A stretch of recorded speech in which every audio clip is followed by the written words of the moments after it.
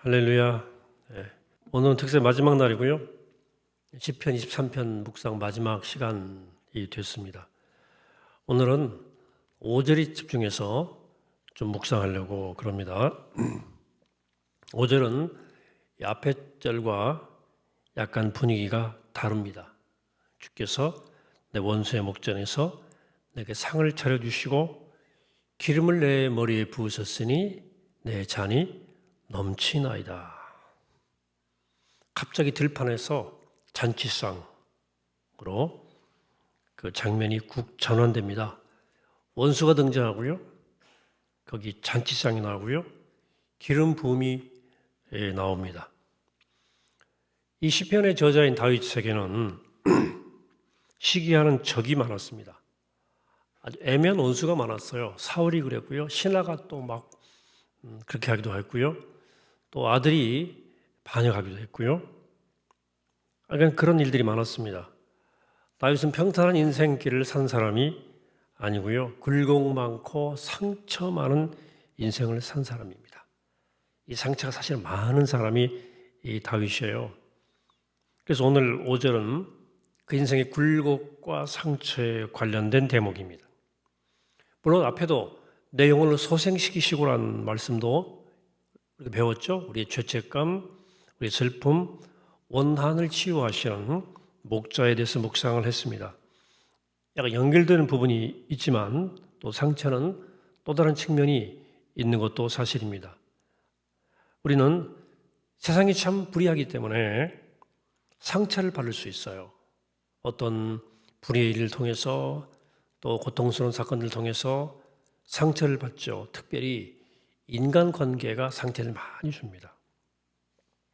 살면서 이 사람들로부터 상처를 깊이 받고 삽니다. 의도적으로 또 의도하지 않게 때로 우연하게 때로는 목적 갖고 사람들은 우리에게 상처를 줍니다. 그리고 인간관계야말로 우리가 살아가는 여정이 굉장히 삶의 딜레마입니다. 하지만 동시에 인간관계야말로 가장 큰 기쁨의 원천이요 또 기쁨의 축복의 원천이기도 하죠. 하지만 문제는 인생 여정의 굴곡과 상처를 받을 때 우리가 반응을 잘 못한다는 거예요. 오늘 본문을 통해서 하나님의 처방을 살피기 전에 사람들이 상처를 줄 때, 받을 때 우리가 하지 말아야 될 잘못된 반응 몇 가지를 먼저 살피고 말씀을 나누겠습니다. 이런 반응들이 우리를 힘들게 하고 문제를 더 가중시키기 때문입니다. 자, 그러면 우리가 상처를 받을 때 하지 말아야 할 것이 무엇인가? 첫 번째, 상처를 무시하지 말라는 거예요. 무시한다는 것은 그냥 묵묵히 그냥 참는 거라고 볼 수도 있죠. 마치 그 샌들 바닥에 끼인 이물질이 있는데 그냥 견디면서 빠지겠지 하면서 걷는 거죠. 때로 부인하려고 들 수도 있죠. 나 문제 없어요. 나 상처 안 받았어요.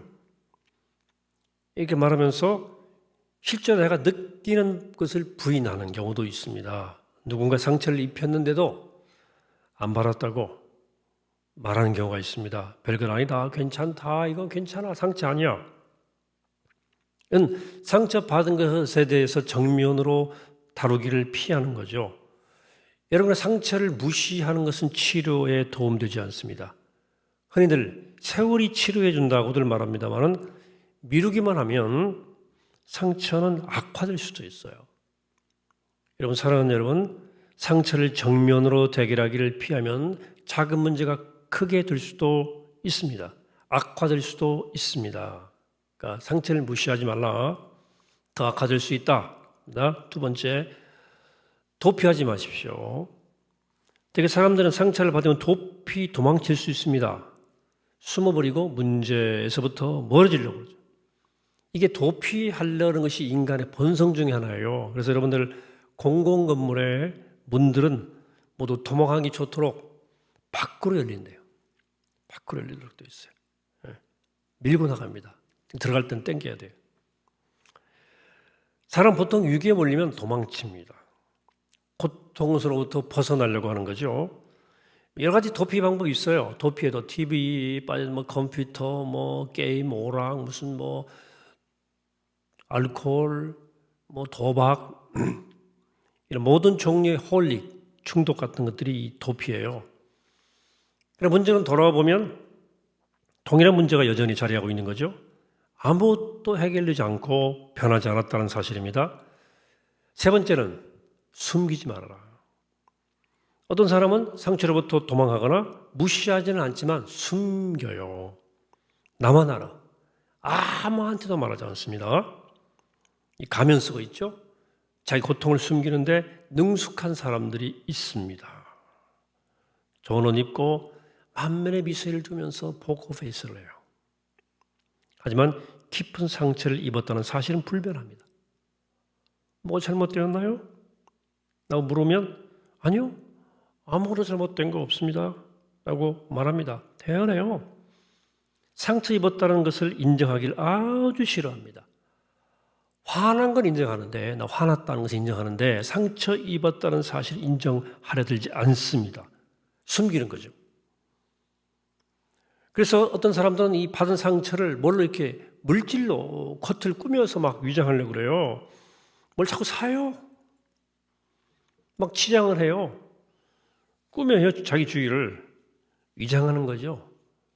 하지만 그 소유, 그런 것들이 내 고통을 절대 보상하지 못합니다. 상처를 받으면 세상에 있는 어떤 것으로도 상처가 치유되지 못합니다. 상처를 숨기는 것도 악화시킬 뿐이다. 그러므로 건강한 교회는 개방되고 진실한 공동체를 지향해야 돼요. 건강한 목장은 교우들의 자신들의 문제를 털어놓기 안전한 분위기가 이게 중요한 거예요. 남의 상처에 대해서 이런 말 저런 말 하지 않고 받아들여주는 그 수용주 분위기.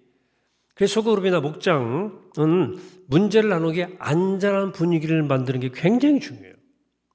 나눔이 가십거리로 나가지 않는 거죠.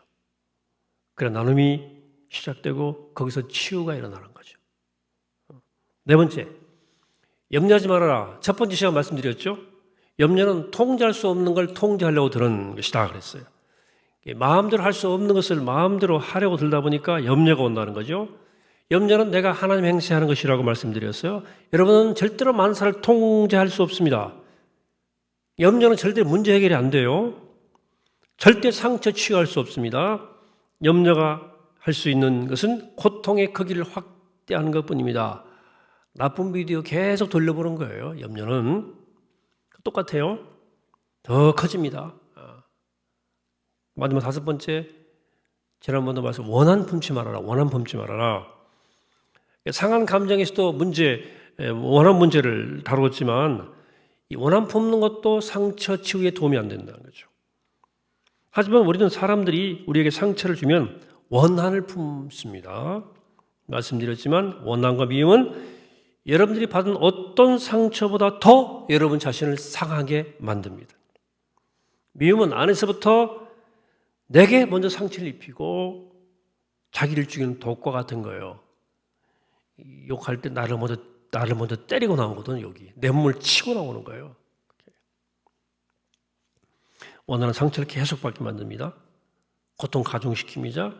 그러니까 원한은 과거로 하여금 현재를 통제하도록 놔두는 거예요. 원한은 과거에 여러분들의 상처를 준 사람으로 하여금 계속해서 나에게 상처 입히도록 방치하는 거예요. 생각하면 억울하고 화가 나서 그 상처를 준 사람을 미워하지만 다시 말씀드립니다. 원한은 여러분 자신 말고는 아무도 해칠 수가 없습니다. 결코 상처를 준 그 사람에게 상처를 줄 수 없습니다. 원한 품는 것은 스스로 패배자가 되는 행위예요. 아무 도움도 안 되고 나만 상합니다. 그러므로 원한 품지 말아라. 자, 이런 태도, 아무것도 상처를 치료하는 데 도움이 되지 않는다면 어떻게 해야 되느냐? 오늘 시편 23편 5절은 잔치의 그림을 가지고 하나님이 우리의 상처를 치유하는 데 있어서 세 단계를 상징적으로 잘 나타내고 있습니다. 그럼 우리는 상처를 받을 때 어떻게 반응해야 될까? 오늘 5절 말씀을 쭉 따라가면서 상처로부터 치유를 얻는 길을 차례로 살피도록 하겠습니다. 첫째, 주님께서 원수를 갚도록 하십시오. 상처 준 사람 보복하라 들지 말라는 거죠. 원수를 갚으실 하나님을 신뢰하고 모든 걸 하나님께 맡겨드려라. 제가 이틀 두째 날도 말씀을 드렸죠. 하나님이 계산하도록, 우리가 계산하지 말고 하나님이 계산하시도록 해라. 내용을 형성시키시고 말씀드릴 때 다뤘지만 좀 중첩되기도 하지만 오늘 주께서 내 원수의 목전에서 내게 상을 베푸시고 라는 말씀과 연관지어 다시 말씀을 드립니다. 양들은 본래 적들이 많습니다. 여우, 늑대, 뱀, 진드기 등 헤아릴 수 없이 많아요. 하지만 양들만큼 자기 보호 기능이 없는 짐승도 드물어요. 스스로 자기를 보호할 수 있는 그런 강한 이빨도 없고요, 날카로운 어떤 그 발톱도 없고요, 힘센 다리도 강한 뿔도 없습니다. 뿔도 힘이 없어요. 게다가 양들은 뿔이 없죠. 양들은 빨리 달릴 수도 없습니다. 보호 기능을 전혀 갖추지 못한 동물입니다. 누군가 보호해주기 전에는 아무런 대책이 없죠. 그러므로 선한 목자 역할은 주위가 절벽을 이루는 봉우리 같은데 평평한 초원을 찾는 거예요. 안전지대를 찾는 겁니다. 그것은 푸른 풀밭이 펼쳐진 곳이고 양떼를 노리는 사나운 짐승들이 넘볼 수 없는 곳입니다. 그리고 양떼를 그곳으로 인도해서 안전한 곳에서 풀을 뜯게 하는 것이 선한 목자의 역할입니다. 지켜주셔요. 그래서 한날 하나님은 우리를 목자이시니까 그 상처를 준, 양들 상처 준 것들을 한 번에 그냥 다뤄요. 다 파악하고 있다가 다 알아요. 다 판세를 보기 때문에 큰 풀밭이고 딱 요새처럼 딱 갇힌 데서 딱 이렇게 보고 있다가 이제 공격하면 다 막아주죠. 하나님은 누가 어떻게 여러분들에게 상처를 주는지 다 알고 계십니다. 그래서 성경은 다윗이 특히 말하는 거예요. 하나님께서 원수 갚을 것이라고 계속 말합니다. 다윗의 심정이기도 합니다. 하나님은 모든 것을 아신다는 것을 알고 있었어요. 그러니까 내가 복수심을 품고 있는 한 할 필요도 없고 우리는 우리의 상처가 치료될 수가 없어요. 그러니까 어떤 상처가 있을 때 복수할 것인지 치료받을 것인지를 결정해야 됩니다. 둘 다 동시에는 안 되는 거예요. 원수 갖고 치료받고 둘 다 안 된다니까. 여러분들은 복수하고 싶겠지. 여러분들의 성정은. 그러나 복수는 항상 악순환에 따르고 오히려 상처를 더 깊어지게 할 수 있어요.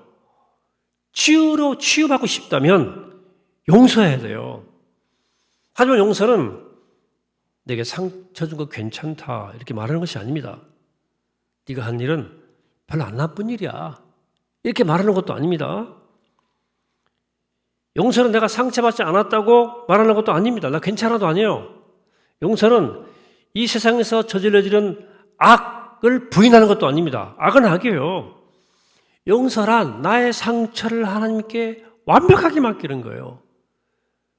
모든 처분은 하나님께 맡기고 내가 나서지 말고 보복하지 말고 그냥 나는 주님이 날 용서해 주셨으니까 나는 그냥 그저 용서하는 거예요. 그리고 하나님께 처분은 맡기는 거예요. 두 번째는 주님께서 상처를 치유하도록 하셔야 됩니다. 목자가 양의 머리에 기름을 바르는 것은 두 가지 이유에서요. 고통을 완화시키기 위해서 그리고 치료하기 위해서입니다. 주께서 기름으로 내 머리에 부으셨으니 양들의 가장 더러운 그 적은 파리떼예요. 그러니까 양들은 파리를 아주 싫어합니다. 내 소처럼 꼬리를 탁 쳐가지고 쫓아버릴 수도 없습니다. 여름철에 굉장히 시달려요. 양들이.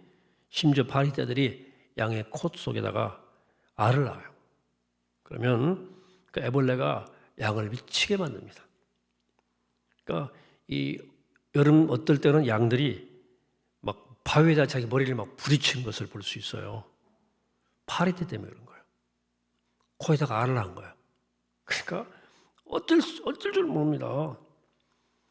여러분 참 신기하죠? 우리가 인생도 사실 사소한 것들이 우리를 굉장히 괴롭히고 힘들게 하거든요.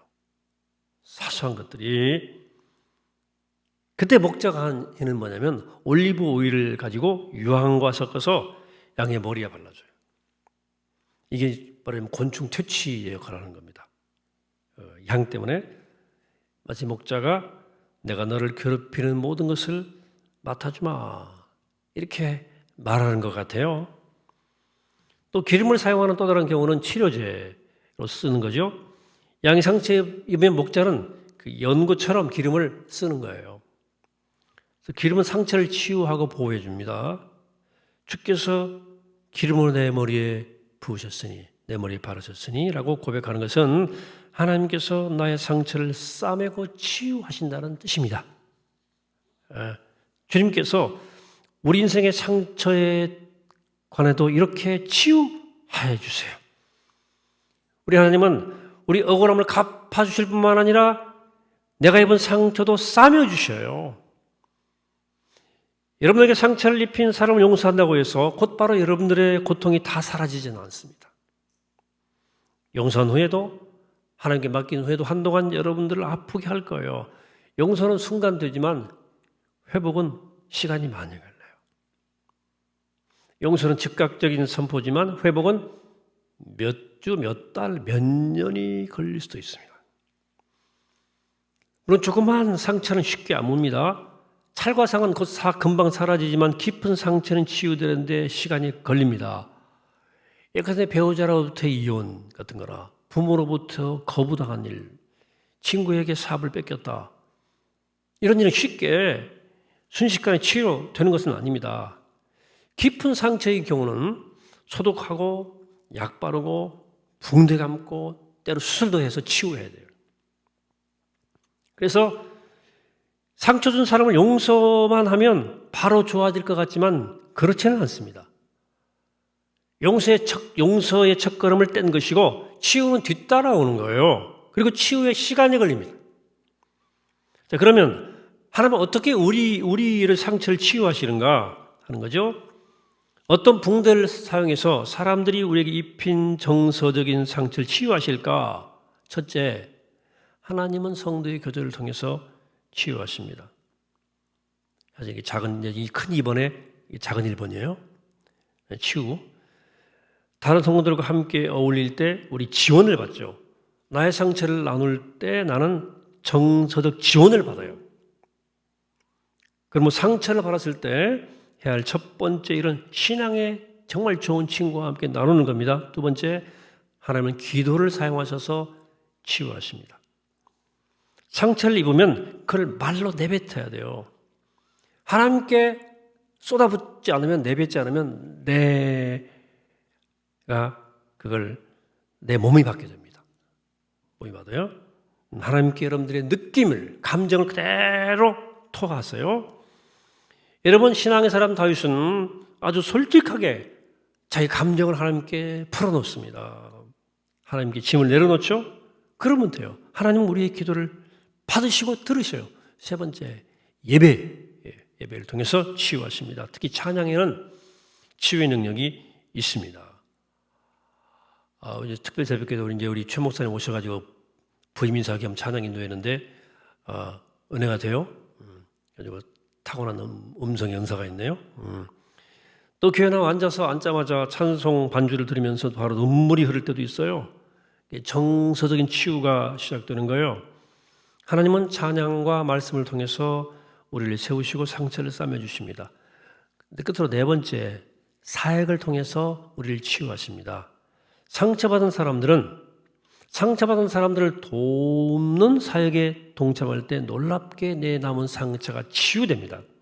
그래서 내 상처만 어루만지지 말고 이제는 동일한 상처를 받은 사람들을 돕는 일에 나서야 돼요.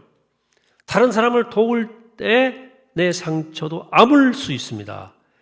여러분, 골절이나 무슨 상처가 봉합되어지면 안정의 시간을 보냈으면 이제는 운동을 해줘야 돼요. 물리치료, 운동하고 움직여야지. 가만히 계속 쉬면 됩니까? 뭔가 해야 돼요. 그것이 사역입니다. 사역. 내 몸을 회복시키려면 몸을 써야 돼요. 그래서 교회는 우리의 치유를 위해서 교제를 제공하고 기도, 예배, 그리고 사역을 제공하는 거예요. 괜히 일하라는 거 아니에요. 여러분들이 완벽히 회복돼야 되기 때문에 사역해야 되는 거예요. 크게 세 번째, 마지막 대목이죠. 주님께서 잔을 채워주시도록 맡기셔야 됩니다.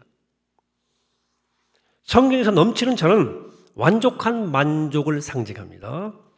필요한 거 다 충족했다는 의미예요. 내 잔이 넘치나이다.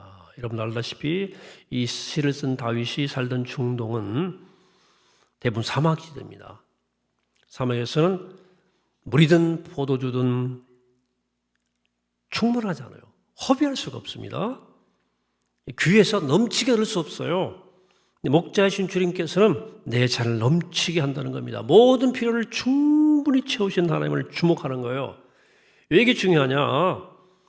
우리가 상처를 받는 중요한 이유는 하나님만이 채워주실 수 있는 기대를 사람에게 하기 때문이에요. 사람에게. 하나님은 어떤 인간도 우리의 모든 요구를 채워주도록 하지 않으셨어요. 오직 하나님만이 채울 수 있도록 하셨습니다. 그래 다른 사람이 그것을 채워주기를 바라면 실망하고 분노하고 상처를 또 입게 돼 있어요. 하지만 우리 하나님은 우리의 모든 필요를 넘치도록 채워주십니다. 하나님은 절대 바닥나지 않습니다. 하나님은 결코 여러분들을 낙심시키지 않습니다. 만약 여러분들이 목자이신 하나님을 바라볼 수 있다면 여러분들의 잔은 항상 넘친다. 로마서 15장 13절입니다. 소망의 하나님이 모든 기쁨과 평강을 믿음 안에서 너에게 충만케 하사 성령의 능력으로 소망이 넘치게 하시기를 원하노라. 하나님 이런 분입니다. 하나님을 소망하면 여러분의 인생의 기쁨의 잔, 사랑의 잔은 넘칠 줄로 믿습니다. 요한복음 16장 24절 지금까지는 너희가 내 이름으로 아무것도 구하지 않았으나 구하라 그리하면 받으리니 너희 기쁨이 충만하리라. 여러분 남의 집 방문해서 그 집이 얼마나 오래 머물 수 있을지 걱정해 본 적 있습니까? 계속 있어도 되나? 아니면 기대하지 않았던 사람이 여러분들 집을 찾아와서 머무를 데 있어서 얼마나 오래 머물 것인지 궁금해한 적이 있습니까? 중동 지역에서는 이것을 표시하는 풍습이 있다고 합니다. 낯선 손님을 맞이했을 때 우선 잔을 내밀어 마시게 합니다. 마시고 나면 계속 잔을 채워줍니다. 잔이 비우면 또 채워줍니다. 손님의 잔이 비었는데 그대로 두면 이들은 가도 좋다는 표시입니다. 그런데 끝없이 채워줄 뿐 아니라 넘치도록 부어주면 당신 원하는 대로 머물러도 좋다는 뜻입니다. 넘치는 잔은 당신은 나의 특별한 손님입니다 라는 표시예요. 하나님이 우리의 잔을 넘치도록 부어주시는 것은 여러분들이 하나님께 특별한 존재이기 때문에 소중한 존재이기 때문에 그런 의미예요. 이런 지금까지 살아오면서 입은 상처 있죠. 하나님은 여러분들을 특별한 존재로 초대하시고 특별 대우하시는 거예요.